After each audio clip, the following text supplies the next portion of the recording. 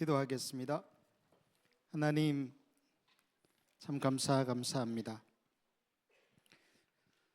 우리 귀한 중고등부 다음 세대를 불러주셔서 주님의 길을 배우게 하시고 마음을 돌이켜 배우려는 열정과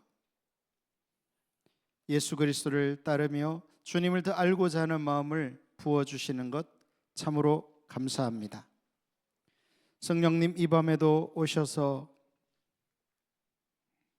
주님의 뜻을, 주님의 목적을, 주님의 계획을 남김없이 베풀어 주시고, 그래서 이번 캠프에 참여한 모든 우리 청소년들이 주님을 깊이 아는, 주님을 깊이 사랑하는 전환점이 되도록 은혜 부어 주옵소서.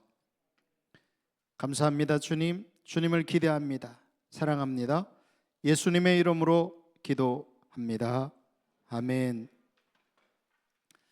네, 여러분 반갑습니다. 저는 오늘 여러분과 함께 세상 속에서 제사장 나라라는 제목으로 좀 말씀을 살펴보려고 합니다. 한번 따라할까요? 세상 속에서 제사장 나라.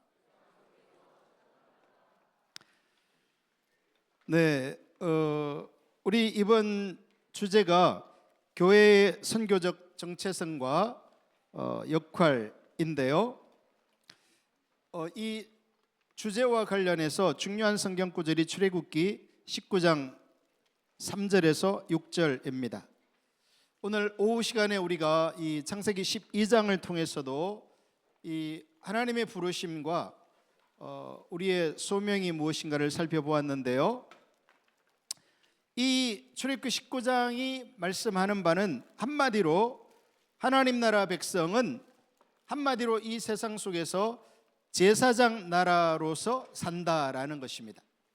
따라할까요? 제사장 나라. 우리 한번 출애굽기 19장 3절에서 6절을 다 함께 읽어보겠습니다. 시작. 모세가 하나님 앞에 올라가니 여호와께서 산에서 그를 불러 말씀하시되 너는 이같이 야곱의 집에 말하고 이스라엘 자손들에게 말하라. 내가 애굽 사람에게 어떻게 행하였음과 내가 어떻게 독수리 날개로 너희를 업어 내게로 인도하였음을 너희가 보았느니라. 세계가 다 내게 속하였나니 너희가 내 말을 잘 듣고 내 언약을 지키면 너희는 모든 민족 중에서 내 소유가 되겠고 너희가 내게 대하여 제사장 나라가 되며 거룩한 백성이 되리라. 너는 이 말을 이스라엘 자손에게 전할지니라. 아멘. 여러분, 오늘 우리가 살펴보려는 이 출애굽기 19장 3절에서 6절의 말씀은 구약 성경 중에서 단연코 중요한 말씀입니다. 이 출애굽기 19장의 말씀이 왜 중요한지를 두 가지를 통해서 살펴볼 수 있는데, 첫째는 오늘 우리가 오후에 살펴봤던 창세기 12장 1절과 3절과도 밀접한 관련이 있기 때문에 그렇습니다. 오늘 오후에 창세기 12장에서 하나님께서 누구를 부르십니까? 아브라함을 부르십니다. 좋은 것 같더니 그렇지 않군요. 네, 그래서 이 출애굽기 19장과 창세기 12장은 아주 밀접한 관련성을 맺고 있습니다. 그 이유는 하나님께서 이스라엘 백성들을 애굽에서 건져내시고 그들과 언약을 맺으신 것이 하나님께서 아브라함과 맺은 언약을 기억하시면서 그 언약을 맺었다는 겁니다. 또한 하나님께서는 아브라함에게 두 가지 계획을 말씀하셨습니다. 그 첫 번째는 아브라함 자신을 위대한 민족으로 만드시겠다는 겁니다. 할렐루야. 그리고 그 아브라함을 통해서, 그 민족을 통해서 열방이 복을 받게 하겠다는 것이 하나님께서 창세기 12장에 아브라함에게 주신 언약의 핵심입니다. 그래서 존 겔딩게이라는 박사님은 이 출애굽기 오늘 우리가 살펴보려는 19장 3절에서 6절의 말씀을 창세기 12장 1절과 3절에 개작이라는 것은 가사를 바꾸어서 다시 쓰는 것을 말하는 거죠. 그러니까 동일한 내용을 창세기와 출애굽기에서 다루고 있다라는 것입니다. 또 윌리엄 덤보렐이라는 박사님도 이 출애굽기 19장에서의 이스라엘의 부르심은 창세기 12장의 재언급이나 다름없다라고 말하고 있습니다. 그만큼 이 둘은 뗄래야 뗄 수 없는 관계를 가지고 있다는 거죠. 또 마이클 고인이라는 박사님도 출애굽기에서 나타난 중요한 움직임, 그것은 구속 언약과 성막인데 그것은 아브라함에게 계시된 하나님의 선교적 목적에 비추어서 이 사실을 해석하고 깨달아야 한다라고 말하고 있습니다. 두 번째, 이 출애굽기 19장 3절에서 6절의 중요성 두 번째입니다. 그것은 신약의 교회와도 밀접한 관련이 있다라는 겁니다. 즉 아브라함에게 주신 언약과도 밀접한 관련이 있고, 신약, 오늘 저와 여러분이 신약 교회 시대에 살고 있잖아요. 신약 교회와도 곧바로 연결된다라는 겁니다. 우리는 그것을 베드로전서 2장 9절의 말씀에서 보게 됩니다. 우리 한번 베드로전서 2장 9절 말씀을 보겠습니다. 시작. 그러나 너희는 택하신 족속이요 왕같은 제사장들이요 거룩한 나라요 그의 소유가 된 백성이니 이는 너희를 어두운 데서 불러내어 그의 귀한 빛에 들어가게 하신 이의 아름다운 덕을 선포하게 하려 하심이라. 할렐루야. 여러분, 우리는 예수님으로 인해서 어두움 가운데, 즉 죄 가운데 있던 우리가 예수님으로 인하여서 예수님을 믿어 구원을 받게 되고 하나님 앞에 의로운 자가 되고 하나님의 자녀가 된 줄로 믿습니다. 혹시 여러분 가운데 아직도 마음속에 이렇게 예수님을 나의 구원자로, 나의 주인 왕으로 모셔드리지 않았다면 오늘 이 밤에 그런 복된 역사가 있기를 예수님의 이름으로 축복합니다. 베드로는 이 베드로전서 2장 9절을 통해서 신약의 교인들이 구약의 아브라함에게 주신 그 하나님 이스라엘의 유산과 밀접한 관련이 있다는 거예요. 즉 베드로는 신약의 교회가 시내산에서 이 말을 처음 들은 이스라엘 백성들과 연속성을 지닌 동일한 하나님의 백성이라는 겁니다. 그러니까 하나님께서 이스라엘 백성들에게 시내산에서 이 언약을 갱신하실 때 그것은 이스라엘에게만 하나님의 언약을 준 게 아니라 오늘 예수님을 믿어 하나님의 교회가 된 저와 여러분에게도 염두에 두고 동일한 언약을 베풀고 계시다는 사실입니다. 할렐루야. 또 우리는 예수님을 통해서 동일한 이스라엘과 동일한 백성일 뿐만 아니라 동일한 목적을 위해서 부르심 받은 자들입니다. 즉 그리스도 예수님 안에 있는 사람들은 아브라함 안에 있는 사람들인 것입니다. 그래서 우리가 아브라함을 뭐라고 불러요? 믿음의 조상이라고 부르는 이유가 우리가 예수님을 믿는 그 믿음의 본을 누가 보였다는 거예요? 아브라함이 보여주었다는 겁니다. 여러분, 아브라함은 창세기 12장에서 보는 것처럼 어디로 가야 할지 모르지만 하나님께서 가라고 말씀하시니까 본토 친척 아비집을 떠나는 믿음의 행보를 내딛었죠. 비유하자면 오늘 여러분이 이제 집을 이사를 가는데 짐을 다 쌌어요. 그리고 이삿짐 차가 와가지고 짐을 다 실었어요.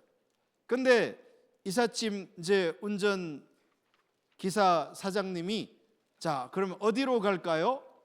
했는데 여러분이 대답이 뭐예요? 주소를 불러줘요? 몰라요? 모릅니다. 여러분 이게 정상적이에요? 황당해요? 네, 너무 황당한 얘기죠.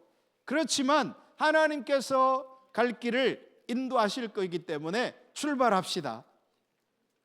여러분 아브라함은 그런 식으로 본토 친척 아비집을 떠났다는 거예요. 그리고 하나님의 인도를 받아서 갔더니 그곳이 어디였던 거예요? 가나안 땅이었던 거죠.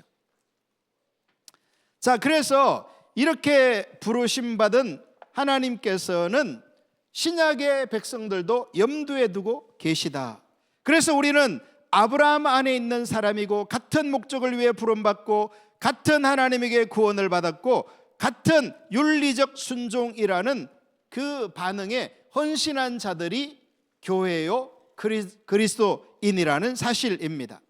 그렇기 때문에 이 출애굽기 19장의 본문의 말씀은 아브라함과의 언약 때문에도 중요하고 신약의 교회에게 주신 하나님의 약속이 연결되기 때문에 중요하다라는 것입니다. 그러면 도대체 이 출애굽기 19장 3절에서 6절의 말씀은 어떤 말씀을 하고 있는 이 문맥에서 이 구절을 살펴보아야 합니다. 여러분 항상 우리가 성경을 읽을 때에 여러분 성경을 읽으시나요? 중고등 학생 때부터 성경을 매일매일 읽을 수 있기를 축복합니다. 쉬운 일은 아니겠지만 습관을 들이면 할 수 있어요. 그런데 성경을 읽으면서 많은 우리 청소년들이 성경이 좀 어렵다 이런 느낌이 들 수 있어요.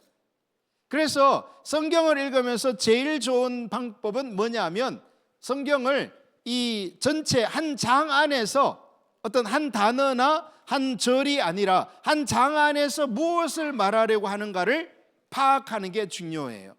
문맥에서 파악하는 거죠. 그리고 우리가 문맥을 이해하려면 어떻게 해야 되죠? 어떤 글을 읽으면서 이게 지금 무엇을 말하려고 하는구나 그걸 파악하려면 어떻게 해야 돼요? 책을 읽는 수밖에 없죠. 여러분이 독서하기를 좋아하시나요? 아니라고 용감하게 대답한 친구가 있는데, 여러분 독서를 위해서는요 독서는 하면 할수록 머리가 좋아집니다.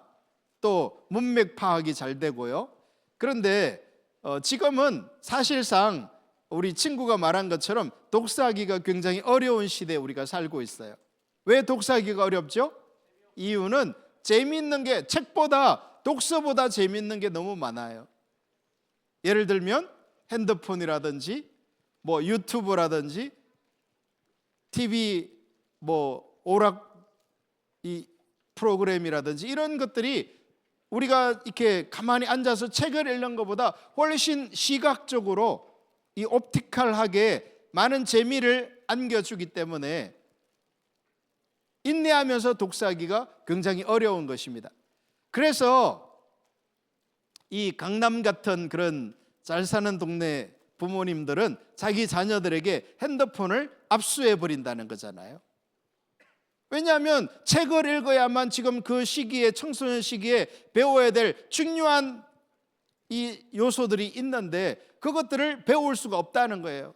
핸드폰이나 이렇게 게임이나 TV에 빠져버리면. 그래서 여러분들도 혹시 여러분 주변에 부모님이나 선생님들이 핸드폰을 뺏으면 감사하게 반납할 수 있기를 축복합니다. 할렐루야.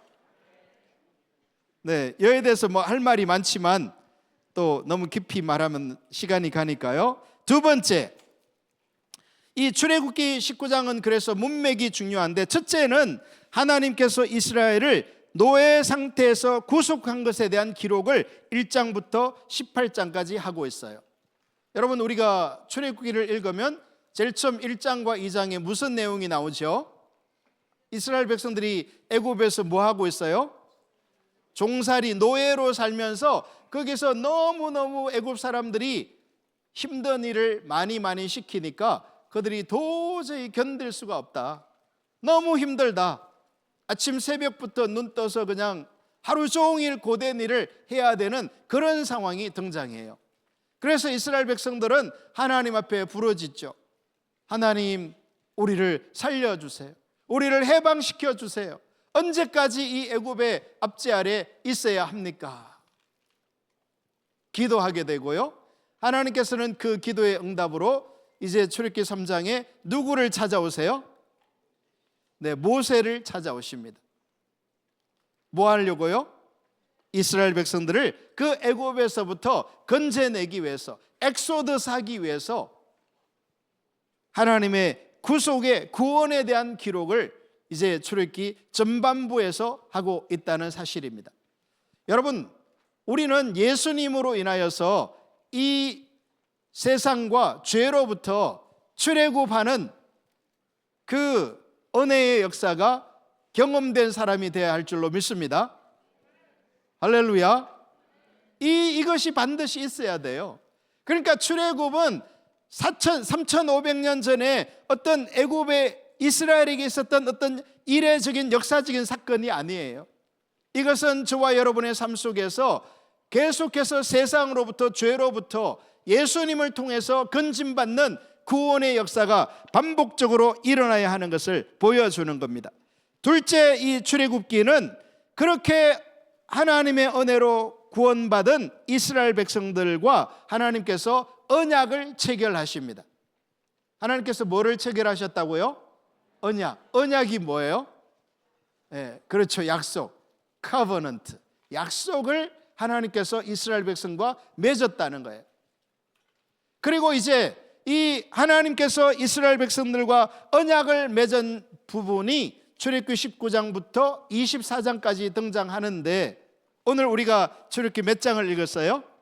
19장 3절에서 6절을 읽었잖아요. 바로 그 구원받은 이스라엘 백성들에게 하나님이 언약 맺은 그 첫 번째 내용이 나오고 있는 것입니다. 무슨 말인지 이해되시죠? 네. 셋째, 출애굽기는 25장부터 마지막 40장까지 성막과 관련한 기록, 즉 하나님께서 이스라엘 백성들과 그 언약대로 함께 거하시는 기록을 하고 있습니다. 그래서 말씀드린 것처럼 오늘 우리가 읽은 출애굽기 19장 3절에서 6절은 이 하나님께서 이스라엘 백성들을 애굽에서 건져내어서 그들과 언약을 맺으면서 그 출애굽기의 두 번째 파트의 첫째 단락에 나오는 내용인 것입니다. 할렐루야. 하나님께서 시내산에서 모세에게 나타나셔서 그 모세를 애굽으로 보내실 때 하나님의 약속은 뭐예요? 여러분, 지금 이 바로가 이스라엘 백성들을 출애굽시켜 줄 마음이 있어요, 없어요? 여러분, 이스라엘 백성들을 대략 한 200만 명 정도라고 우리가 추산하거든요. 정확한 숫자는 알 수 없어요. 성경에 나오는 숫자는 20세 이상의 성인 장정들, 남성들만 60만 명 가량이었다, 이렇게 기록하고 있습니다. 그러면 그들이 20세 이상이니까 다 결혼했을 거로 보이고, 그러면 부인이 있으면 120만 명, 거기에 자녀들이 한둘 있으면 200만 명이 되는 거죠. 그렇게 추산하는 거예요. 뭐 부모님도 있었을 테고요. 그러면 애굽에서 바로는요 200만 명을 공짜로, 월급 하나도 주지 않고 공짜로 노동력을 쓰고 있었기 때문에 그들을 보내주고 싶어요, 안 보내주고 싶어요? 안 보내주고 싶은 거예요. 그리고 특히 애굽에서 힘든 일, 예를 들면 나무 하는 일, 물 길는 일, 집 짓는 일, 전부 힘든 일이잖아요. 그 일은 전부 누가 하는 거예요? 이스라엘 사람들이 거기서 노예로 살면서 다 하는 거예요. 여러분, 저는 여기 중1 한번 손 들어봐요. 여기 중1 학생들, 네, 여기 주로 중1이 많네. 네, 아유, 중1이 저렇게 어려. 네, 손 내리세요. 왜 갑자기 중1을 손 들라고 했냐면요, 목사님은 중학교 1학년 때 이렇게 겨울 방학이 되잖아요.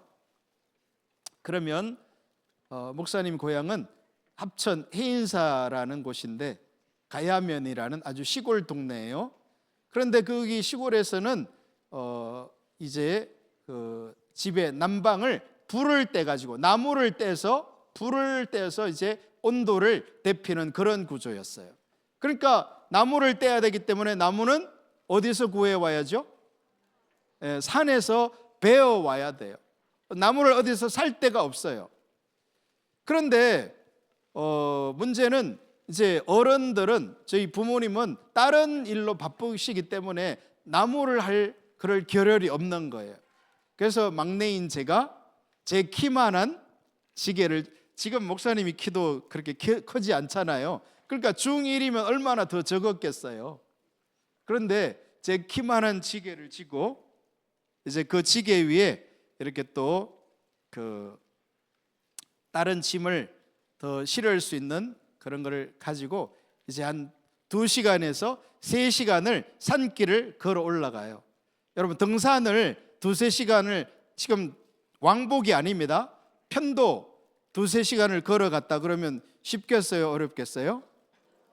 어렵죠. 우리 학생들 데리고 등산하니까 죽으려고 하던데 목사님은 어려서부터 단련이 돼가지고요, 등산하기를 좋아해요.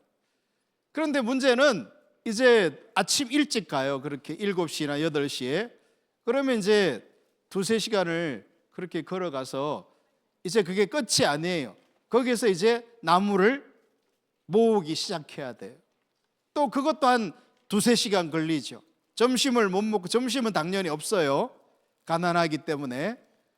그리고 이제 막 배가 고프잖아요. 점심때가 막 지나가니까. 그러면 이제 나무를 잔뜩 모아가지고 이제 또 그거를 제 키 높이보다 더 높게 쌓아가지고 이제 지게를 치고 또 몇 시간을 걸어서 3시간 정도를 걸어서 집에 오면 저녁이 되는 거예요. 점심 먹었어요? 못 먹었어요? 못 먹었죠. 그거를 무한 반복하는 거야. 방학 내내. 어제도 오늘도 내일도. 그게 목사님의 어린 시절 방학이었어요. 그런 거에 비하면 여러분이 오늘 이 캠프에 와가지고 밥 줘요, 안 줘요? 여기 추워요, 안 추워요? 숙소에 가도 추워요, 안 추워요? 네, 너무 여러분은 지금 천국에 와 있는 거야.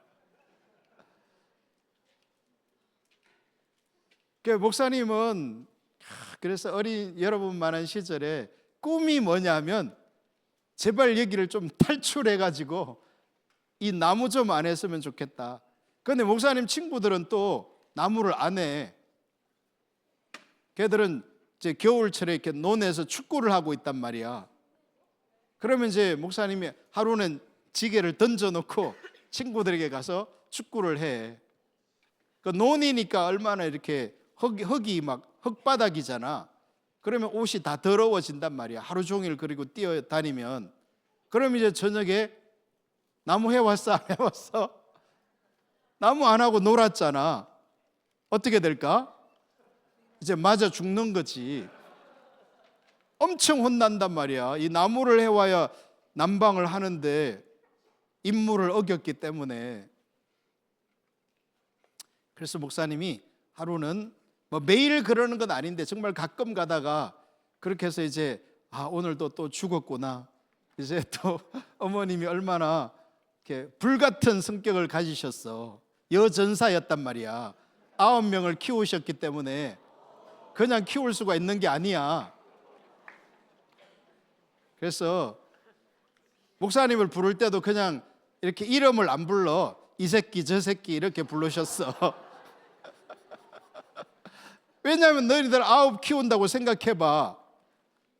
그래서 오늘도 죽었구나 하고 들어가는데 어머님이 딱 보시더니 그냥 옷도 다 더러워지고 나무도 안 해왔잖아.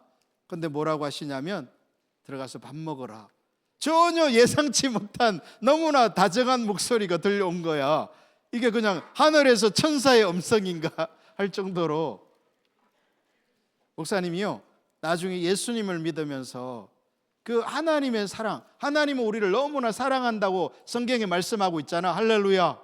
그 하나님의 사랑을 어떻게 깨달았냐면 그때 우리 엄마가 내가 그때 엄청 혼나야 되는데도 전혀 혼내지 않고 그냥 용서해 준. 여러분, 어머니 마음도 그냥 마음이 편하겠어요? 어린 아들이 그냥 몇 시간씩 산에 가서 하루 종일 나무하고 오는 게. 그러니까 이해가 된단 말이야, 한편으로. 여러분, 하나님께서 우리를 사랑하심을 깨달을 수 있기를 예수님의 이름으로 축복합니다. 자, 그래서 하나님께서는 이제 도저히 바로가 이 공짜로 이 무임금으로 사용할 수 있는 200만 명 이상 되는 이 노예들을 그냥 놓아 보낼 리가 없단 말이야. 그래서 모세는 하나님께 하나님의 약속을 달라고 요구했어. 하나님께서 이 백성들을 정말 출애굽시킬 증거가 무엇입니까? 이렇게 말했을 때 하나님께서는 놀랍게도 뭐라고 약속하셨냐면 너희가 지금 이 산, 하나님이 모세를 만나준 그 산이 무슨 산?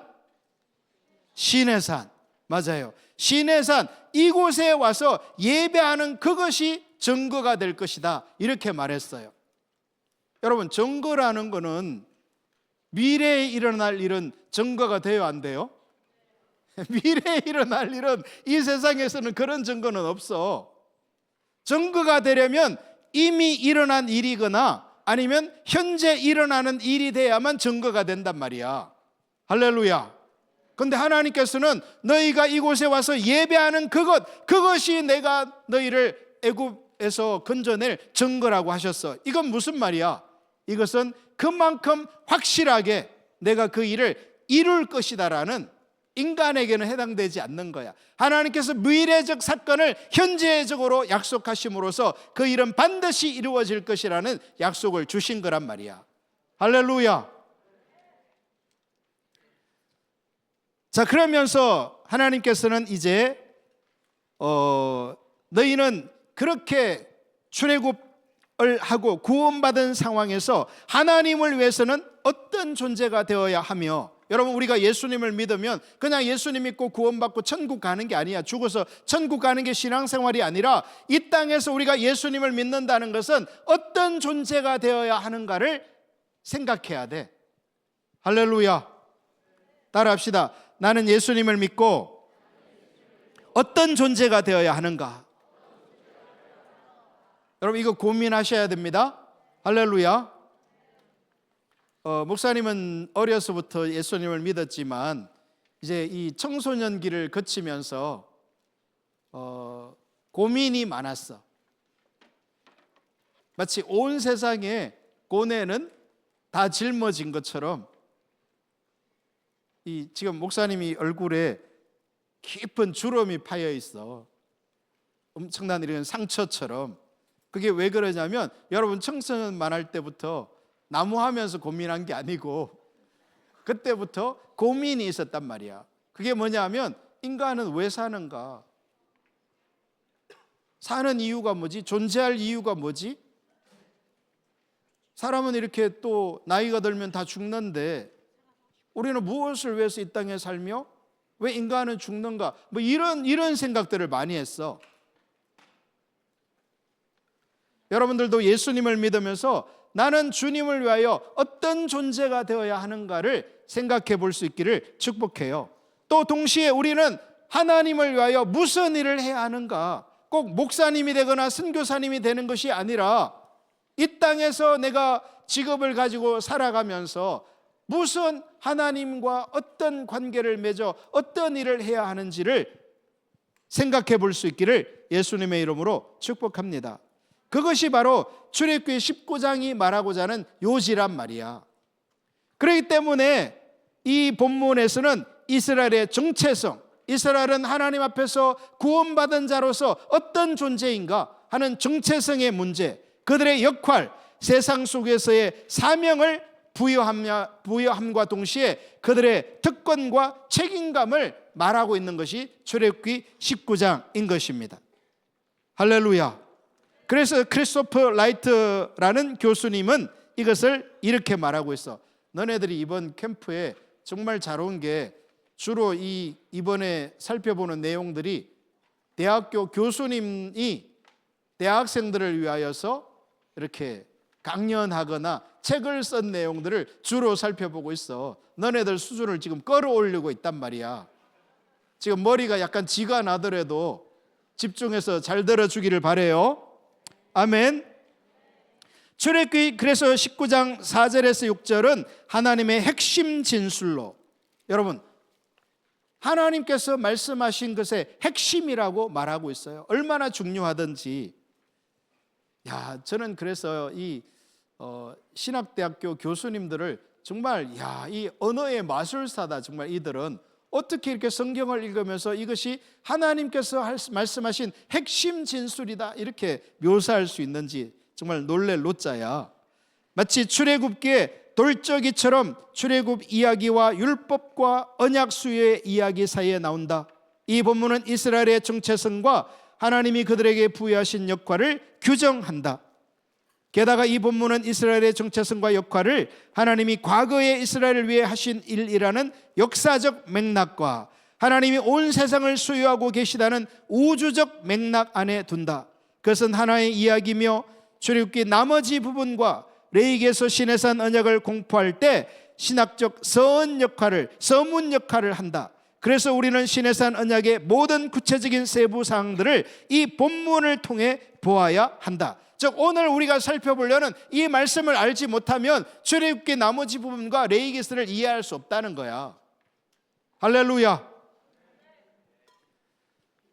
또 덴버렐 교수님도 구약 역사의 나머지 부분에서 이 이스라엘의 부르심이 얼마나 중요한 자리를 차지하는지를 이렇게 표현합니다. 이 시점 이후에 계속되는 이스라엘의 역사는 실제로 이스라엘이 시내산에서 주어진 하나님의 부르심에 얼마나 충실하게 집착했는지를 나타내주는 해설이다. 구약 성경의 나머지 부분은 이스라엘이 이 부르심에 얼마나 신실했는지 또는 신실하지 못했는지를 보여주는 이야기이다.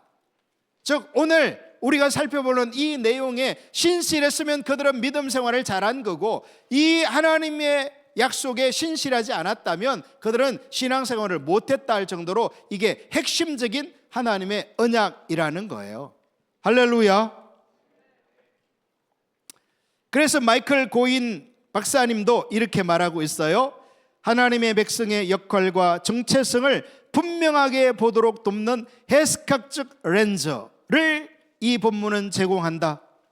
하나님은 이스라엘을 통해 모든 창조 세계를 향한 그분의 목적을 성취하실 것이다. 하나님은 아브라함을 위대한 민족으로 만드시고 그 다음으로 그 민족을 통해 모든 민족과 모든 창조물을 축복하실 것이다. 아까도 말씀드린 것처럼 하나님은 아브라함을 먼저 어떻게 만드시고 위대하게 만드시고 그 아브라함을 통한 그 민족을 통하여서 온 세상을 뭐 할 것이다? 축복하실 것이다. 이게 창세기 12장의 내용이잖아요.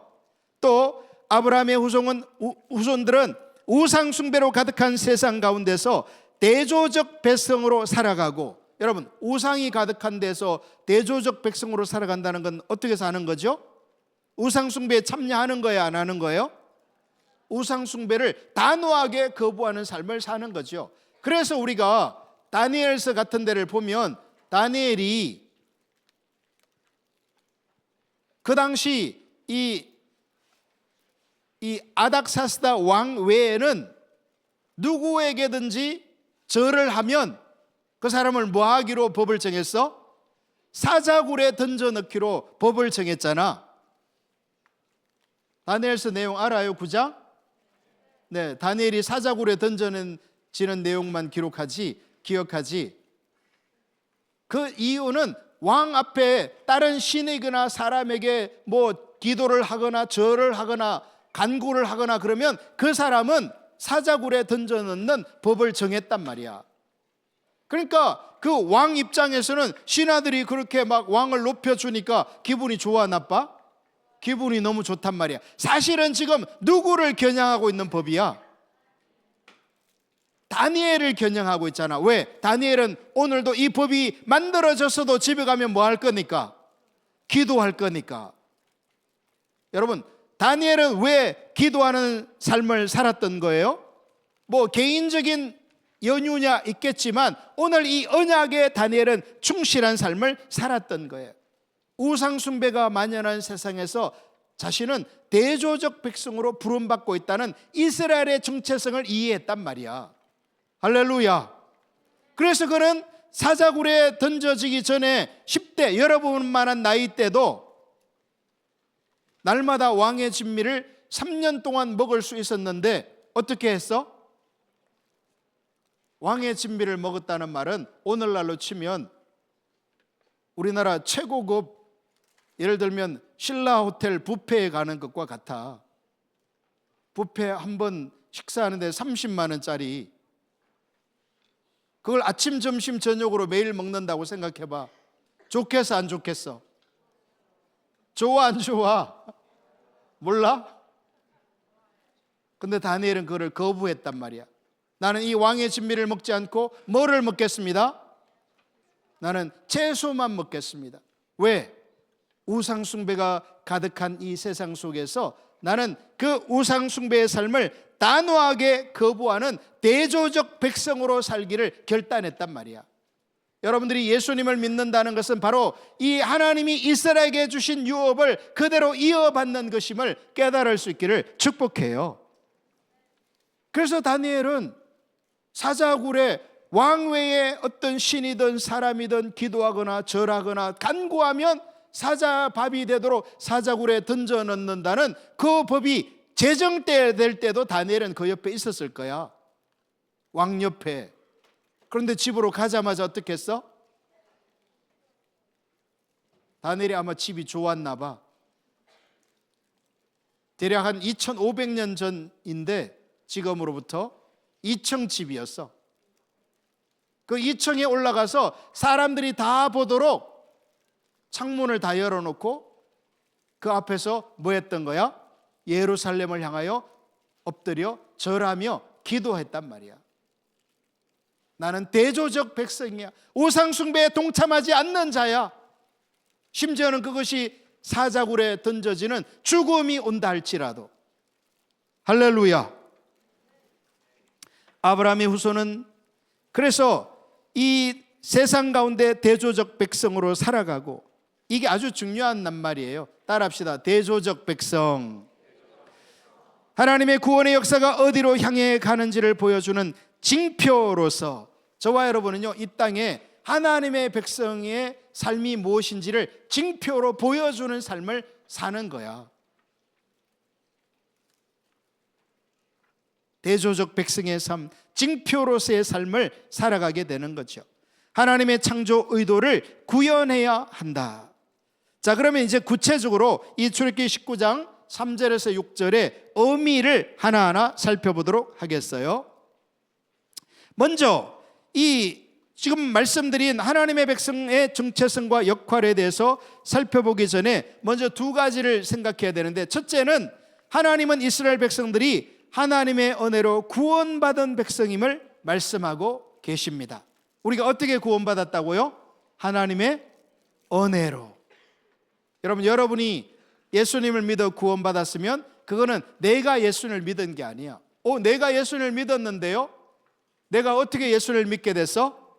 하나님의 은혜가 함께 했기 때문에 예수님을 믿게 된 거야.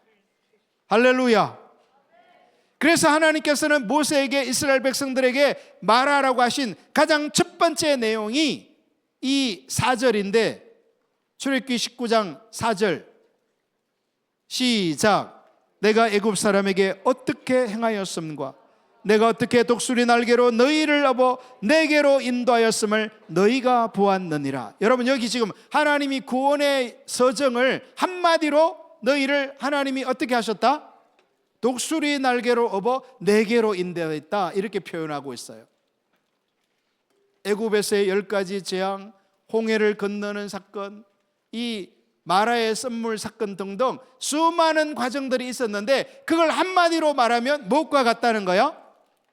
독수리가 새끼를 날개로 업어서 보호하는 것처럼 하나님께서 이스라엘 백성들을 그렇게 업어서, 하나님이 실제로 독수리가 돼서 업은 게 아니지, 지금 그 모든 여정들을 한마디로 이렇게 표현하는 거야.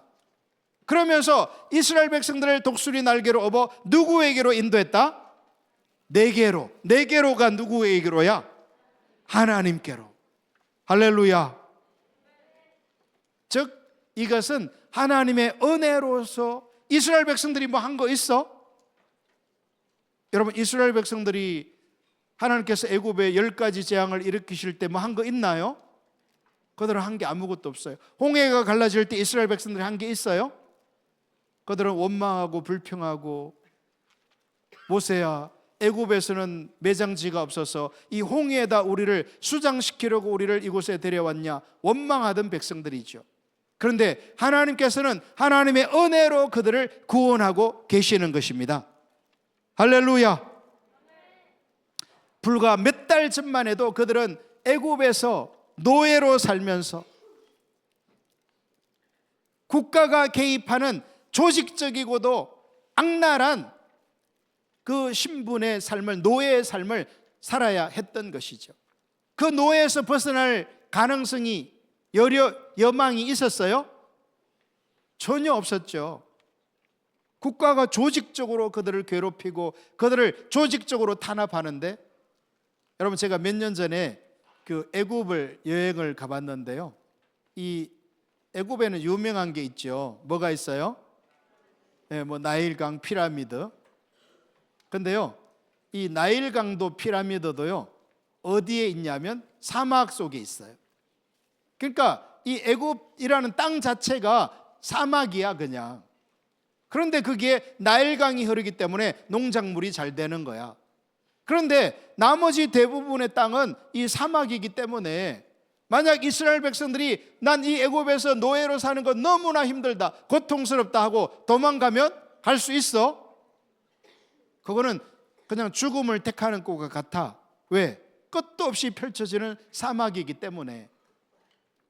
그래서 출애굽기 14장에서 우리가 보면 하나님께서 이 모세가 가는 이스라엘 백성들을 이끌고 가는 길을 돌이켜서 이 홍해 앞에로 장막을 치게 하잖아요.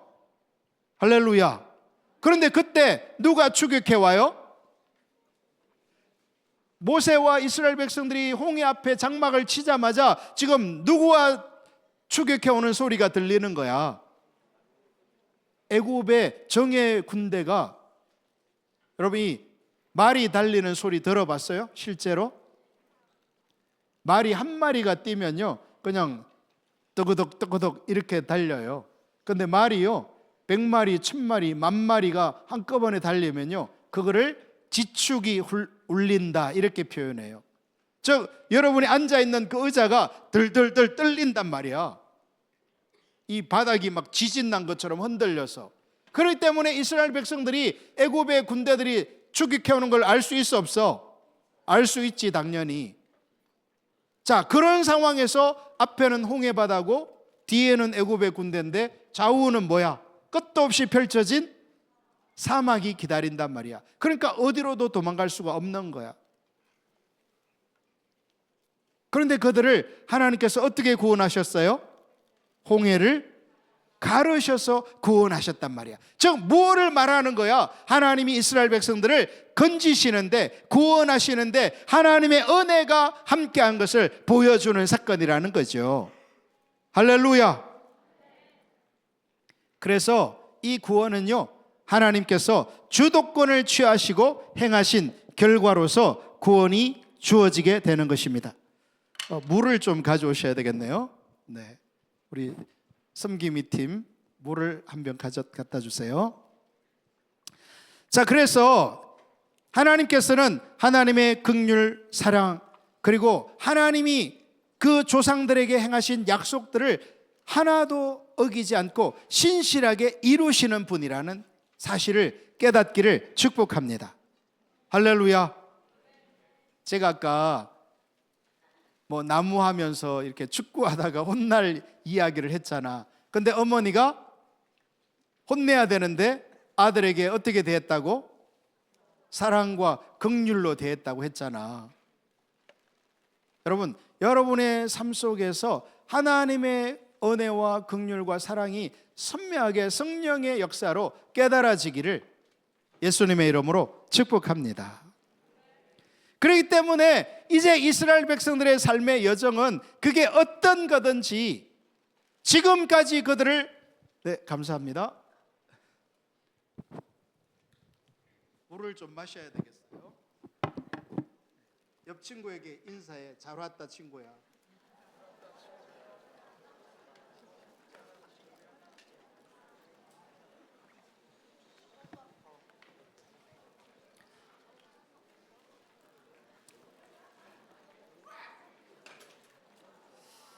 이렇게 목사님은 그런 생각이 들어요.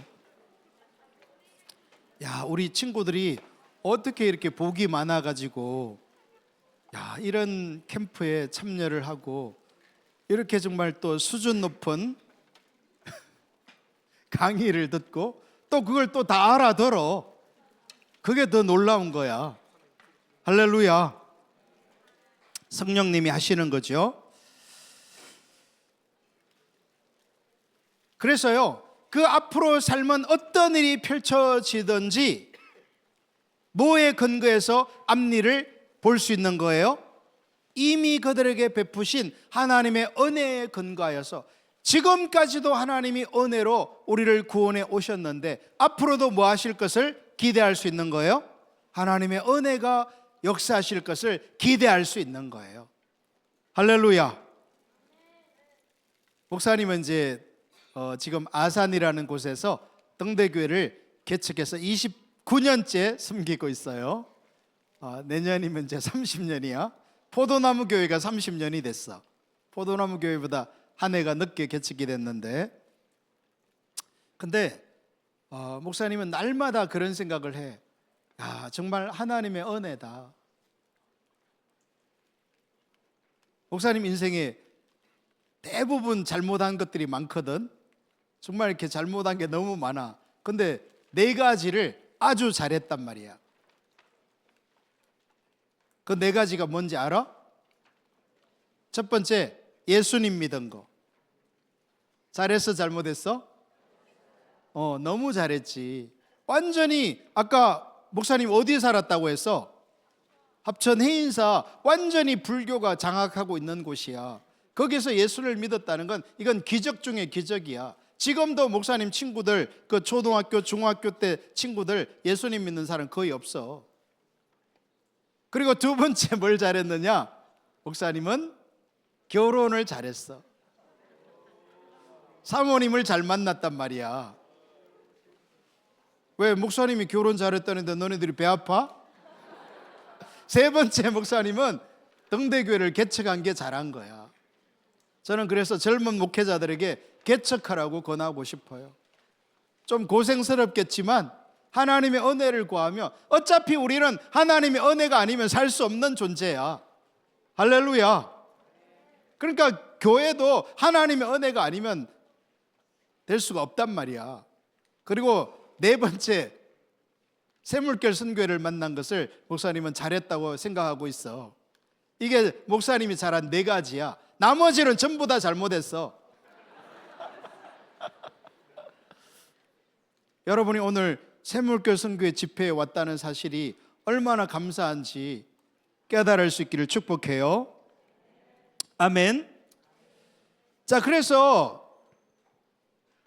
이 하나님의 은혜가 지금까지 이끌어왔기 때문에 앞으로의 삶도 뭐가 함께 할 것을 기대할 수 있는 거야?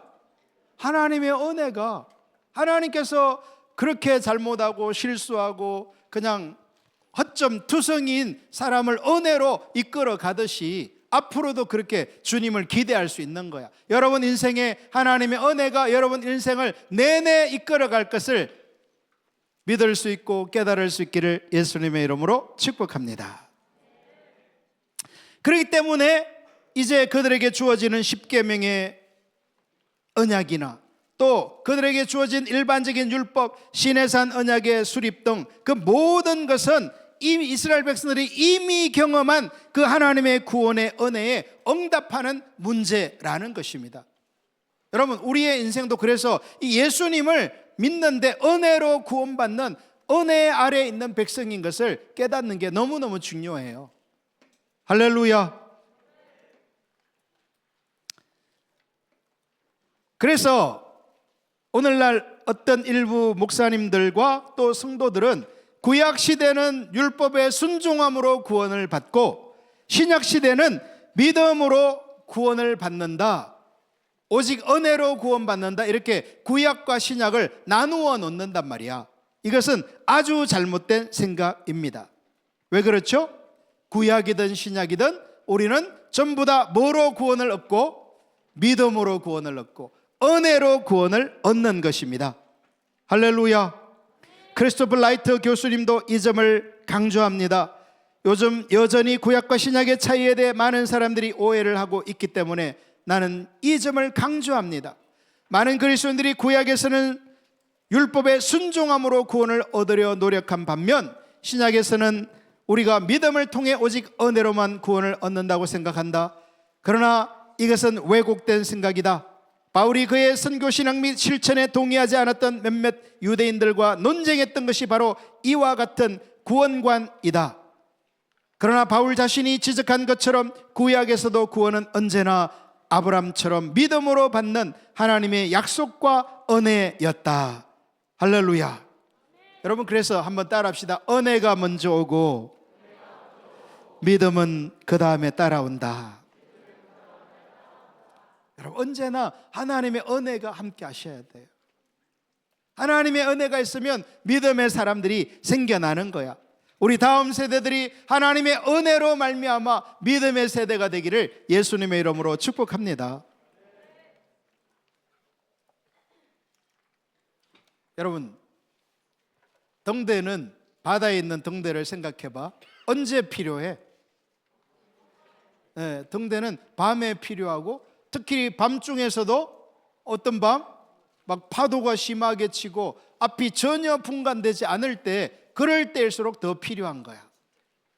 여러분, 지금 저와 여러분이 살고 있는 시대는요, 이 비바람이 막 치고, 요즘 오늘 또 갑자기 추워졌는데 막 추위가 몰려오고 눈보라가 날리고 시계가 막 제로인 그런 시대와 같아. 근데 저와 여러분이 예수님을 믿음으로 은혜의 백성이 되어서 세상에 빛을 발하는 등대와 같은 삶을 살아내기를 축복합니다. 은혜가 먼저 오고 믿음은 다음에 온다. 율법에 대한 순종은 하나님께서 이미 우리에게 행하신 것에 대한 믿음이 행동으로 드러난 반응이다. 즉, 하나님을 믿는 진정한 믿음이 있어야만 뭐를 지킬 수 있다는 거야? 율법을 지킬 수 있다는 거야. 여러분이 하나님의 은혜로 말미암는 믿음의 자리로 가지 않으면요, 여러분이 여러분의 노력으로 율법은 지키려 하면 할수록 지켜지지 않는 그런 존재로 여러분을 괴롭힐 거야. 율법을 지키는 것도 하나님의 은혜로 말미암는 믿음이 가능케 하는 것을 깨달을 수 있기를 축복합니다. 그렇기 때문에 구약이든 신약이든 항상 은혜가 먼저 오고 믿음은 그 다음에 옵니다. 율법에 대한 순종은 필연적으로 따라오는 세 번째인 것입니다. 첫 번째가 뭐라는가요? 그래서 은혜, 믿음, 순종. 이 순서가 매우 중요합니다. 여러분, 이 순서는 우리가 여주보 목사님이 쓴 십자가 복음, 그 율법의 목적 4가지 혹시 기억나요? 율법이, 하나님의 율법, 하나님의 말씀이 주어진 이유가 4가지라는 건데 그 생각 안 나요? 십자가 복음학교 안 했나? 십자가 복음학교 안 한 친구들은 최소한 3번은 참여하기를 축복합니다. 할렐루야. 십자가 복음학교 다 오셔야 돼요. 자, 거기 십자가 복음에 보면 율법이 주어진 목적을 간략하게 말하면 4가지를 언급하는데, 첫째는 율법은 뭐 하기 위해서 주어졌다? 죄를 깨닫게 하려고. 즉, 내가 하나님의 말씀 앞에 서지 않으면 내가 죄인인 걸 알 수 있다, 알 수 없다? 알 수 없다는 거예요. 율법은 우리로 하여금 죄인인 것을 깨닫게 하려고 주어졌다는 겁니다. 이것을 잘 깨닫지 못하는 이스라엘 백성들은 자꾸만 뭐 하려고 했어? 율법 앞에서 내가 죄인이고 주님이 필요하고 은혜가 필요한 걸 깨달아야 되는데, 그게 아니라 율법을 뭐 하려고 하는 거야? 내 힘으로 지키려고 하니까 위선자가 된단 말이야. 바리새인이 되는 거야. 율법에 주어진 목적 두 번째 뭐죠? 죄를 심화시킨다. 즉, 내가 죄인인 걸 깨닫고 이제 죄를 안 지으려고 하면 할수록, 여러분 여기 유리가 있는데 깨지 마시오라고 써붙여 놓으면 뭐 하고 싶어? 깨고 싶대요. 왜 그렇죠? 우리 속에 있는 죄성이 죄를 심화시킨단 말이야. 페인트 칠해놓은 의자에 앉지 마시오 써놓으면 앉고 싶단 말이야. 하지 말라면 더 하고 싶지. 특히 청소년들, 좋은 말 할 때 하지 마라. 자, 그래서요, 율법은 내가 얼마나 죄 앞에 무기력한 자인가를 드러내 버리는 거야. 할렐루야. 여러분, 요 순서가 중요합니다. 역시 요 죄 앞에 완전히 무기력하고 소망 없는 자신을 발견했을 때, 여러분 세상에서는 만약에 내가 이 어떤 법 앞에 완전히 무기력하고 무력한 자인 걸 발견하면 어떻게 돼요? 세상에서는요, 그런 순간이 찾아온다면 완전히 좌절이고 낙심이고 낭망이에요. 근데 율법은 세 번째 기능이 있는데 무슨 일을 한다? 몽학선생, 초등교사가 되어 우리를 누구에게로 이끌어간다? 예수 그리스도께로 이끌어가는 것이 율법이다. 여러분, 하나님의 말씀을 통해서 그리스도를 만나는 역사가 있기를 축복합니다. 할렐루야. 여러분, 죄인인 것을 깨달아야 예수님을 만나는 거예요. 여러분이 죄인인 걸 알지 못하면 예수님이 십자가에 왜 죽으셨지? 왜 그 힘들게 못 박히셨나? 이러고 끝나는 거예요. 근데 내가 죄인이고 내가 소망 없는데 예수님이 십자가에 죽으심으로 그 보혈로 우리가 구원받는 유일한 길을, 이 구원의 길을 깨닫게 되면 우리는 주님 앞에 감사하고 감격하고 주님의 은혜로 구원받은 것을 알게 되는 것이죠. 할렐루야. 율법의 네 번째 목적은 뭡니까? 요렇게 구원은 받은 백성에게 이제 율법은 네 번째 목적으로 다가오는데, 그게 뭐예요? 삶의 규범이다. 즉 우리의 삶을 안전한 길로, 가장 복된 길로 이끌어 간다는 것이죠. 여러분, 크리스토프 교수님이 지적한 것처럼 구약이든 신약이든 은혜가 먼저 오고 그 다음에 은혜로 말미암아 믿음으로 나아가며 그 믿음에서 순종으로 갈 수 있다는 거예요. 예수님을 만나야 율법을 지킬 수 있다는 얘기를 같이 하고 있는 거예요. 이것만 보더라도 정말 십자가 복음이 너무나 탁월한 것임을 알 수 있죠. 여주봉 목사님이 그 당시 크리스토퍼 라이트 교수님 책을 읽었겠어요? 무시하는 게 아니라 분명히 안 읽었을 거예요. 그런데도 지금 똑같은 얘기를 하고 있잖아요. 하나님은 이 구절에서 하나님의 은혜로 그들을 구출하신 것을 상기시킨 후에 이제 그들이 그에 대한 응답으로 해야 될 순종에 대해서 말씀하고 있는 것입니다. 즉 우리는 출애굽기에서 율법에 대해서 단 한 장도 다루기 전에 18장에 걸쳐 구원에 대해서 다루고 있다는 사실을 기억해야 합니다. 율법은 은혜를 얻는 수단이 아니라 은혜에 대한 응답입니다. 할렐루야. 즉 율법을 지켜서 그 수단으로 은혜를 얻는 것이 아니라 하나님의 은혜가 먼저 부어졌기 때문에 그 은혜에 반응하는 것이라는 거예요. 할렐루야. 아멘. 그렇기 때문에 오늘 우리도 우리의 정체성과 선교를 이해하는 데 있어서 이스라엘 백성들처럼 역사적 구원 가운데 나타난 하나님의 은혜를 상기하고, 여러분 인생 가운데 하나님의 은혜가 얼마나 큰지를 기억하란 말이야. 내 인생에 가장 잘한 것이 예수님 믿은 것이다 라는 그 결론이 나야 되는 거예요. 청소년 시절부터. 할렐루야. 그것에 비추어서 정체성을 이해할 필요가 있습니다. 하나님께서 이스라엘에게 하신 출애굽기 19장의 말씀은 신약의 맥락에 옮겨 놓는다면 하나님이 그리스도의 십자가를 가리키면서 우리에게 이렇게 말씀하는 것이 될 것입니다. 너희는 내가 어떻게 행하였는지 너희가 보았느니라. 구약에서 독수리 날개로 너희를 업어 내게로 인도했다고 하는 것처럼 아들 예수님을 이 땅에 보내셔서 예수님이 십자가에 죽으시고 부활하심으로 그 구원의 여정이 완성되었다는 거예요. 할렐루야. 두 번째, 우리는 이 구절에서도 하나님의 백성들이 선교를 위해 구원받은 백성임을 분명히 알 수 있습니다. 출애굽기 19장 3절에서 6절은 이렇게 말합니다. 세계가 다 내게 속하였나니, 하나님은 여기서 세계를 바라보십니다. 여러분, 하나님은요 천지를 창조하실 때 이 온 세계, 이 땅의 모든 지구의 모든 세계일 뿐만 아니라 우주 전체를 창조하셨어요. 할렐루야. 하나님의 창조의 역사가 너무나 포괄적이고 광범위하다는 사실을 잊지 마세요. 우리는 하나님과 이스라엘의 관계가 야훼께서 그저 한 특정한 백성의 지역신이 되는 식의 배타적 관계가 아니라는 사실을 기억해야 합니다.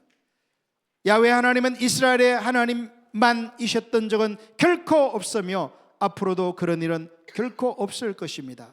반대로 시내산 정상에서 하나님은 세계와 모든 민족을 조망하십니다. 온 세계가 하나님께 속합니다. 다시 말해 이스라엘의 독특하고도 특별한 관계는 하나님의 세계적 소유권이라는 더 넓은 보편적 틀 안에서 이해되어져야 합니다. 아까도 말씀드렸죠. 하나님이 창세기 12장에서 아브라함을 불러서 아브라함을 축복하실 뿐만 아니라 아브라함을 탁월하게 믿음의 사람으로 세울 뿐만 아니라 아브라함을 통해서 어떤 일을 하신다고 했죠? 한 민족을 세워서 그 민족을 통해서 온 세계 열방이 뭐하게 되는? 복을 받게 되는 그 계획을 가지고 계신 분이 하나님의 계획이라는 것이죠. 여러분, 이 사실을 성급하게 우리에게 적용시켜 본다면요, 하나님은 저와 여러분을 한 사람만 구원하는 게 아니에요. 저와 여러분을 구원하셔서 교회를 통해서 신약의 백성들을 통해서 세계를 염두에 두시는 하나님인 것을 깨닫기를 예수님의 이름으로 축복합니다. 네, 하나님은 틀림없이 특정한 한 민족을 속박에서, 애굽의 속박에서부터 구출하셨습니다. 그러나 하나님의 궁극적 목표는 열방이 구원을 받는 데 있습니다. 할렐루야. 틀림없이 하나님은 특정한 한 땅, 애굽 땅에서 그분의 주권적 능력을 나타냈습니다. 동시에 하나님은 바로에게 자신의 의도는 세계가 그분에게 속하며 그분의 주권은 한계가 없다는 사실을 증명하려는 것임을 반복해서 말씀하고 계십니다. 이것이 하나님이 바라보시는 선교의 보편적 범위, 즉 세계와 우주를 아우르는 것이라는 겁니다. 할렐루야. 이제 우리는 이 세상에 존재하는 하나님의 백성의 정체성과 역할에 대해서 구체적으로 살펴볼 시점입니다. 그것은 세 가지인데요, 따라합시다. 특별한 소유, 제사장 나라, 거룩한 백성. 19장 6절이죠. 출애굽기 19장 6절 같이 한번 읽어볼까요? 너희가 시작. 너희가 내게 대하여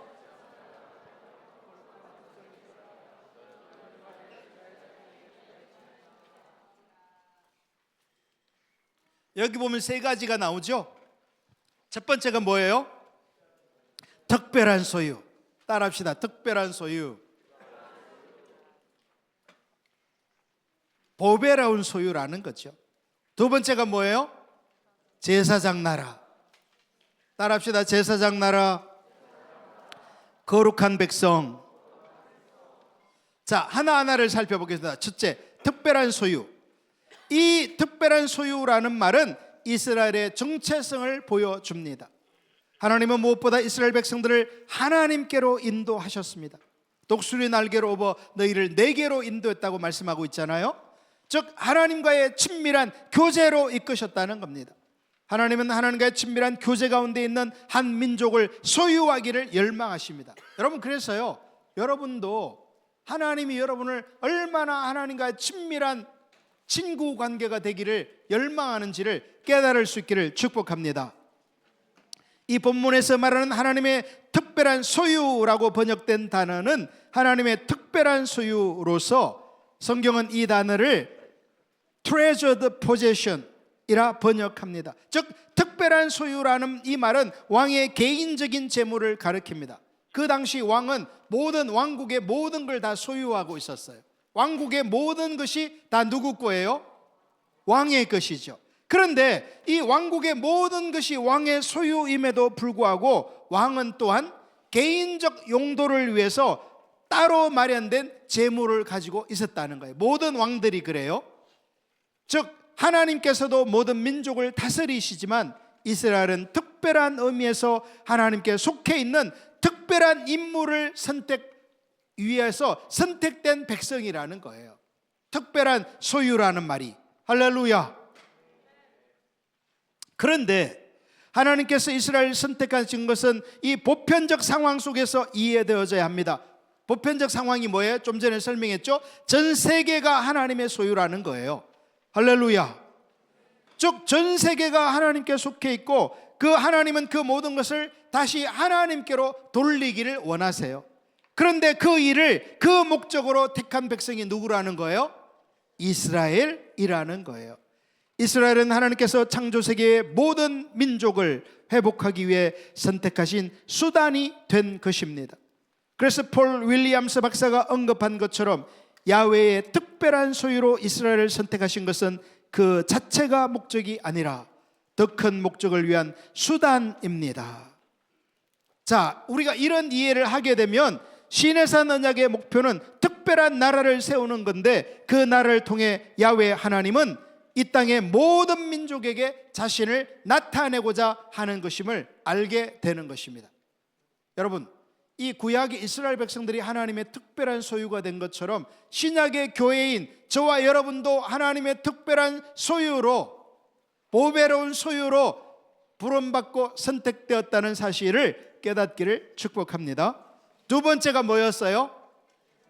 제사장 나라. 좋아요.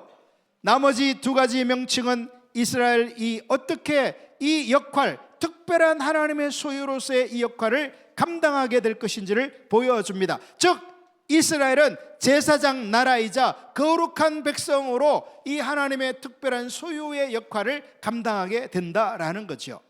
먼저 제사장 나라라는 말은 이스라엘이 모든 민족 가운데 제사장의 역할을 하는 민족이 되어야 한다라는 말입니다.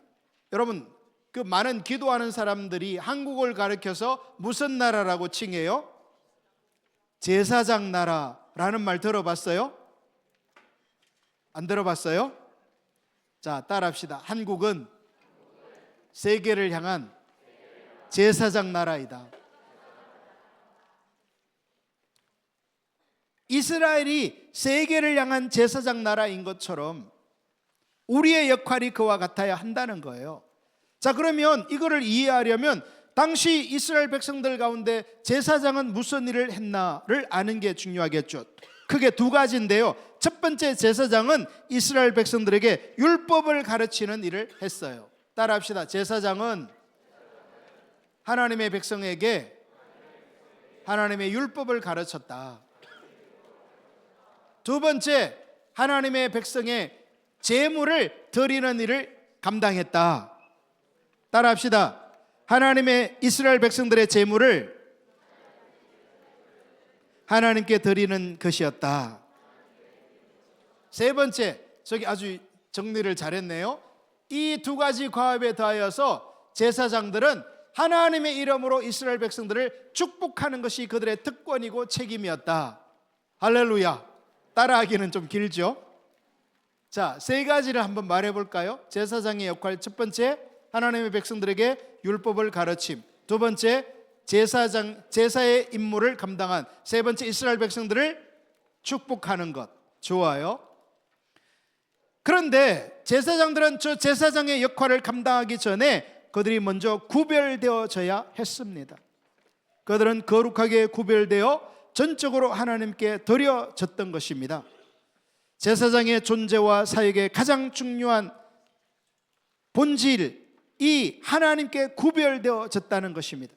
그들은 거룩한 삶과 행동, 곧 하나님께로 성별되고 헌신하는 삶의 모범을 통해 하나님의 거룩한 임재를 공동체에 중재하는 통로가 되었던 것입니다. 그렇다면 이스라엘이 세상에서 제사장 나라가 된다는 말은 무슨 말일까요? 제사장이 이스라엘 나라를 위하여 역할을 감당한 건 이해하겠는데 이스라엘이 세상에서 제사장 나라가 된다는 건 무슨 말일까요? 첫째, 이스라엘이 열방을 위해, 즉 세상을 위해 존재한다는 것을 의미합니다. 여러분, 이스라엘은 누구를 위해 존재한다고요? 자기들만 선택받고 자기들만 구원받고 자기들만 하나님과 동행하는 선민으로 끝나는 게 아니라 존재 자체가 누구를 위해 존재한다는 거예요? 세상을 위하여, 제사장이 이스라엘을 위하여 존재하는 것처럼 이스라엘은 제사장 나라로서 세상을 위하여 존재한다는 거예요. 이 사실을 망각해버린 거죠. 이스라엘은 자신들을 위해 존재하지 않고 열방을 위해, 즉 세상을 위해 존재하는 나라입니다. 오늘 많은 성도는 자신들의 신앙을 사유화해버렸습니다. 사적인 영역으로 만들어버렸다는 거예요. 그래서 그들은 오로지 자신의 신앙을, 자신의 구원, 자신의 위안, 자신의 마음의 평화와 기도응답, 문제 해결로만 생각합니다. 이것은 세상을 위한 제사장으로서의 정체성을 심각하게 망각해 버린 것이라는 겁니다. 할렐루야. 여러분, 한국이 어떤 나라가 돼야 한다고요? 제사장 나라라는 것은 우리가 누구를 위하여 존재한다? 우리가 구원을 받지만 세상 열방을 품는 사람이 돼야 한다는 거예요. 할렐루야. 여러분, 다음 주에 뭐 한다고 했어요? 아까 광고하던데, 두드림 투게더 이 축제 한다고 했잖아요. 두드림 투게더가 뭐예요? 세계 열방으로 나아가서 복음을 전하는 그 일에 1년간 인턴 선교사로서 훈련받고 준비되는 과정이잖아요. 다 의미가 있는 거예요. 이스라엘이 모든 열방에 하나님을 알리기 위해 존재한다는 말입니다. 그것이 바로 그 당시 제사장이 하는 일이었습니다. 하나님께서 이스라엘을 제사장 나라라고 부르신 의미를 크리스토퍼 라이트 교수님은 이렇게 말합니다. 너희의 제사장들이 이스라엘을 위해 있는 것처럼 이제 너희 이스라엘은 모든 열방에 대하여 나를 위해 있을 것이다. 너희를 통해 나는 세상에 알려지게 될 것이며 또 너희를 통해 궁극적으로 나는 세계를 나 자신에게로 이끌 것이다. 이것이 이스라엘이 열방 가운데서 제사장 나라가 된다는 의미인 것입니다. 할렐루야. 하나님의 백성으로서 그들은 하나님을 아는 지식을 열방에 전하고 열방을 하나님 앞에서 속죄받는 수단으로 인도하는 역사적 과업을 가지게 된 것입니다. 결국 열방을 위한 축복의 통로가 되는 것이 이스라엘의 역할이었습니다. 여러분, 제사장 나라가 된다는 것은요, 그 열방에게 전부 뭐가 되는 거예요?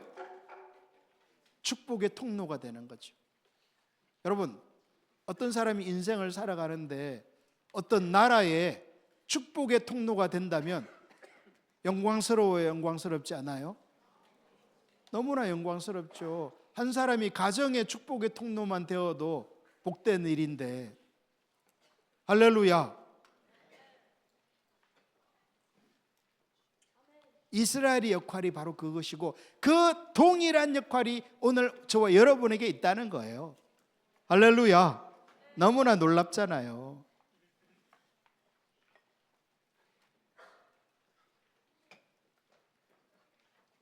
이스라엘 내에서 백성들을 축복하는 것이 제사장의 역할인 것처럼 궁극적으로 열방을 축복하는 것이 이스라엘 전체의 역할이 될 것이었습니다. 전 세계 민족 가운데서 그것이 하나님을 대표하는 일이었습니다. 하나님은 그분의 임재를 주변 국가들에게 중계하고 그들 가운데 하나님의 실제를 드러내는 가시적인 증거가 되도록 이스라엘을 부르시는 것입니다. 그러므로 제사장 나라로서 이스라엘은 열방을 위해 살아갈 것입니다. 이스라엘은 하나님을 섬기는 일에 완전히 헌신할 것이고 그들의 공동체적인 삶 속에 참된 하나님에 대한 충성과 하나님이 모두를 위해 의도하신 복이 넘치는 삶의 모델로서 살아갈 것입니다. 그것이 하나님이 이스라엘을 택하신 구속하신 의도인 것입니다. 사도 바울은 바로 이 이방인을 위한 선교사라고 자신을 인식했는데, 즉 열방을 위한 선교사로서 자신을 평생 사역을 이 제사장 직분을 감당하는 것으로 이해했던 것입니다. 할렐루야. 얼마나 놀라워요.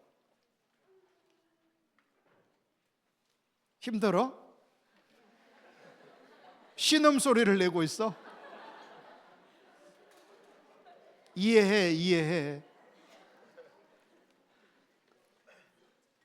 자, 우리 한번 사도 바울이 자신의 소명으로 깨달았던 로마서 15장 15절에서 16절을 다 같이 한번 큰 소리로 읽어보겠어요. 시작.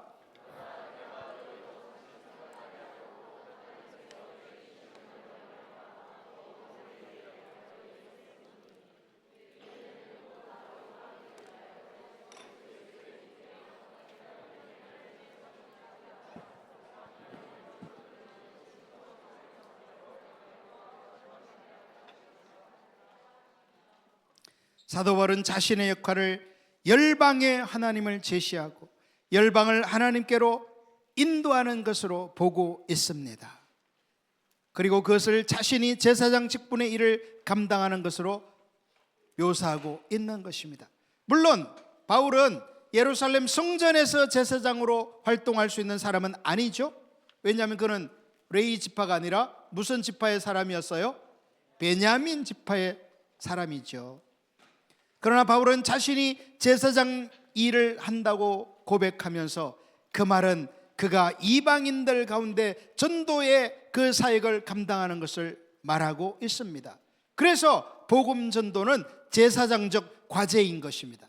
여러분 한 해 동안 살아가면서 친구나 또는 학교 선생님에게 전도를 하고 있나요? 전도 안 해요? 전도의 입이 열릴지어다. 따라합시다. 전도의 입이 열릴지어다. 목사님이 이 고등학교 시절을 잠깐 언급하면요, 뭐 하나님의 은혜가 다 한 건데 목사님은요 교회 돌이었어요. 지금 목사님이 만든 용어야. 주일 낮 예배, 주일 저녁 예배, 수요일 금요 기도회, 또 금요일은 구역 예배가 있었어. 고등학생인데 그걸 다 참여했단 말이야. 구역 예배 간 이유는 간식을 주기 때문에. 근데 목사님이 특이한 게 뭐냐면 그 모든 예배가 이렇게 끝나잖아. 그러면 여러분 지금 오늘 저녁에도 예배 끝나면 뭐해? 이제 숙소로 가서 자잖아. 근데 목사님은 그게 아니었어. 하나님의 진짜 은혜인데 예배가 끝나잖아. 그러면 그 교회는 지하실이 있어서 지하실과 관련된 추억이 많아. 그런데 그 지하실에는 마루바닥이에요. 마루바닥. 꽤 넓은 지하실이었는데 거기 가서 이제 목사님이 거기 내려가면 목사님 친구들이 와 있어. 친구들 6명이 항상 그 자리에 모여서 예배가 끝나고 나면 거기서 또 한두 시간을 기도하는 거야.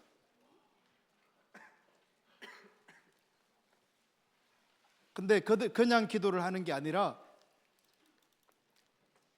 눈물로 기도를 하는 거야. 나라를 위하여, 세계 선교를 위하여, 복음을 위하여. 여러분 고등학생이 뭘 그렇게 알고 그렇게 뭐 애통하다고. 그 당시 그 마룻바닥이 비가 이렇게 새가지고 저쪽 구석이 좀 썩어 있었어요. 마룻바닥이니까. 근데 목사님이 이렇게 기도하면서 가끔 그런 생각을 했단 말이야. 야, 이렇게 통곡하며 기도하다가는 이 마루 중앙에서 지금 기도하는데 여기가 썩어버리면 어떡하지? 할 정도로. 여러분 눈물 한두 방울 흘렀다고 마루가 썩어? 얼마나 삼청천 눈물, 콧물, 침 이게 튀겼으면 이 마루가 썩어버리면 어떨까 라는 생각이 들 정도로 하나님이 기도하게 하셨단 말이야. 전도의 입이 열릴지어다. 기도의 입이 열릴지어다. 할렐루야. 여러분 이것이 바로 이 복음 전도의 제사장적 과제가 우리 모두가 감당해야 될 역할인 것입니다. 할렐루야. 베드로는 출애굽기 19장 6절의 이 말씀을 모든 그리스도인에게 적용시킵니다. 그래서 월터 보글스 교수는 우리가 지금까지 나눈 내용을 종합하듯이 이렇게 요약합니다. 다른 모든 민족들과는 다르게 하나님께 헌신되고 그분을 섬기도록 구별되었다. 그것은 궁극적으로 열방을 향한 섬김을 의미한다. 이스라엘의 특권은 섬김의 특권이다. 이스라엘은 열방을 섬기도록 열방으로부터 선택되었다. 그러므로 선택과 언약은 그 자체가 목적이 아니라 다른 어떤 것을 위한 수단이다. 이스라엘은 중재자다. 이스라엘은 반드시 인류를 하나님께로 데려와야 하고, 아브라함이 그랬던 것처럼 인류를 위해 기도하고 중보해야 한다. 여러분, 이것이 바로 베드로는 교회의 소명으로 보았던 거야. 할렐루야. 자, 우리가 지금 두 가지를 배웠어요. 뭐예요? 제사장 나라, 특별한 소유, 제사장 나라. 마지막 세 번째, 거룩한 백성. 그러면 우리는 이 제사장 나라로서 어떻게 그 역할을 감당할까요? 그것은 바로 이 거룩한 백성의 정체성이 그 질문에 대한 답이 됩니다. 우리는 하나님의 제사장이 되기 위하여 거룩해야 합니다. 앞에서 열방의 복의 통로가 되기 위해서는 먼저 복이 되어야 한다고 살펴보았는데, 거룩한 삶은 우리가 복이 되기 위해서도 필수적 요소입니다. 거룩이라는 히브리어 단어는 카도스인데 그 중심에 다르거나 구별된다는 뜻을 가지고 있습니다. 거룩함은 구약에서부터 두 가지 요소를 가집니다. 그 두 가지 요소는 사람마다 조금씩 다르지만 신분적인 거룩함과 지속적 성화입니다. 따라합시다. 신분적인 거룩함, 지속적인 성화. 말씀드린 것처럼 구약에서부터 이 거룩함은 하나님의 은혜의 선물입니다. 하나님은 자신을 위해 이스라엘을 구별하셔서 자신에게 속하도록 하셨습니다. 그것은 하나님이 주도적으로 선택하신 일입니다. 하나님은 이스라엘을 거룩하게 하시고 구별하시고 열방으로부터 분리시키셨습니다. 아브라함의 선택과 출애굽 구속의 경험과 마찬가지로 거룩함은 하나님의 은혜의 선물이었습니다. 이스라엘의 제사장들도 하나님에 의해 이스라엘 내에서 거룩하게 구별되었습니다. 열방과 관련해서 이스라엘 백성 전체가 제사장 나라가 된 것과 똑같은 일입니다. 이처럼 거룩함은 무엇보다 하나님의 선물입니다. 그래서 어떤 사물이나 사람이 하나님과 관련해서 독특한 목적을 위해 구별되어 그 목적을 위해 분리된 상태로 있을 때 그것은 거룩하다, 카도시라고 부른다는 겁니다. 할렐루야. 이스라엘에게 있어서 그것은 다른 신들과 다른 야훼 하나님을 반영함으로써 다르게 됨을 의미했습니다. 야훼 하나님께서 다른 신들과 다른 것처럼 이스라엘은 이제 다른 민족과 달라야 했습니다. 그들은 카도스, 거룩하게 구별된 자들인 것입니다. 할렐루야. 이게 신약에 오면 더욱더 명백해집니다. 신약 성경은 하나님의 백성들을 거룩한 자들이라 부릅니다. 그래서 성도라는 말은 거룩한 자들이라는 뜻입니다. 여러분, 그랬어요. 교회에서요, 최고의 칭호는 누구누구 성도님이라고 부르는 거예요. 사람들은 교회에서 뭐라고 불려지기를 좋아해요? 뭐 장로님이나 권사님이나 이렇게 불려지기를 좋아하죠. 그러나 진정한 의미에서 이 거룩한 자들이라는 성도라는 말은 하나님의 백성들을 거룩하다라고 부르고 있습니다. 왜? 하나님께서 예수 그리스도의 대속의 죽음을 통해 믿는 그들의 죄를 용서하시고 씻으시고 그들을 하나님 앞에서 거룩한 자들이라 선포하셨기 때문에 우리는 거룩한 자들이 된 것입니다. 즉 신분적으로 어떻게 된 거예요? 거룩한, 의로운 자가 된 것이죠. 따라합시다. 나는 신분적으로 하나님의 백성이 되었다. 하나님의 자녀가 되었다. 여러분, 이 신분이 바뀌는 일 우리가 어떻게 이해해야 될까요? 어떤 사람이 옛날에는 거지가 많았어요. 너무 가난했기 때문에. 옛날에 그러면 거지들은 주로 어디에서 살았죠? 비바람을 그나마 피할 수 있는 곳이 어디야? 집 말고 다리 밑이죠. 다리 밑. 다리 밑에 뭐 바람이 불고 하지만 그래도 비는 피할 수 있잖아. 그 거지들이 다리 밑에 살았단 말이야. 그런데 어느 날 왕이 그 다리 위를 지나가게 됐어. 그런데 거지가 왕이 너무 궁금해가지고 왕 앞에 나서면 안 되는데 도대체 왕은 어떻게 생겼나 하고 얼굴을 빼꼼 내밀었단 말이야. 거지꼴을 하고서. 근데 왕이 그러면 그 거지를 사형에 처해야 되는데 갑자기 너무 불쌍한 생각이 들었어. 그래서 여봐라, 저 거지를 데려다가 내 아들로 왕자로 삼아라. 신분이 어떻게 돼버린 거예요? 갑자기 거지에서 왕자로. 이게 신분적인 거룩함이라는 뜻이야. 자, 그러면 거지가 왕자가 됐다고 왕자처럼 행동하나? 먹을 것이 잔뜩 쌓인 식탁에 앉으면 어떻게 돼? 왕자처럼 품위 있게 먹어요? 어떻게 먹을까? 여러분처럼 그렇게 먹겠지. 언제까지? 내가 더 이상 거지가 아니구나라는 것을 깨달을 때까지. 여러분, 우리가 신분적으로 하나님의 은혜로 말미암아 거룩하게 된 것입니다. 할렐루야. 그래서 이스라엘은 이 거룩한 백성으로서 그들에게 지위가 실제로 의미하는 바를 매일 삶 속에서 실현해 내야 했습니다.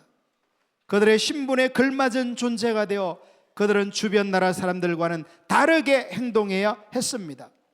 최소한 금방 되지는 않아. 은혜가 계속 부어져야 돼. 거지가 왕자가 되려면 그렇듯이.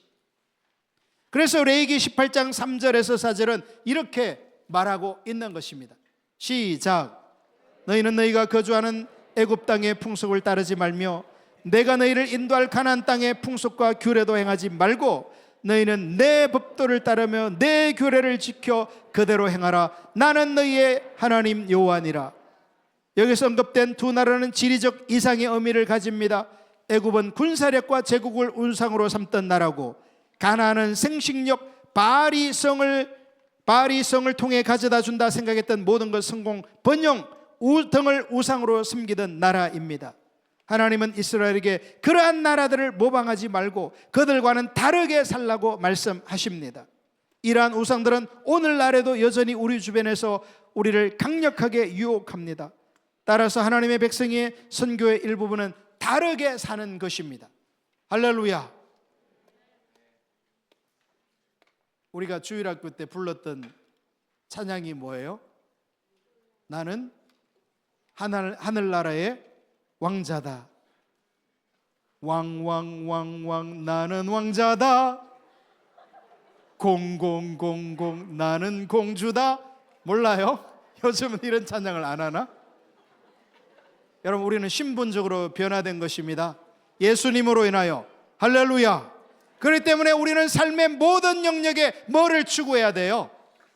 거룩함을 추구하는 것입니다. 할렐루야. 그렇다면 이스라엘이 거룩하다는 것은 그들이 열방 중에서 독특한 공동체가 되어야 한다는 것을 의미합니다. 이스라엘은 열방과 같기보다는 야훼 하나님과 같아야 했습니다. 할렐루야. 여러분이요, 세상에서 친구와 같아지는 게 아니야. 여러분은 예수님과 같아지는 쪽을 택해야 하는 거야. 할렐루야. 할렐루야.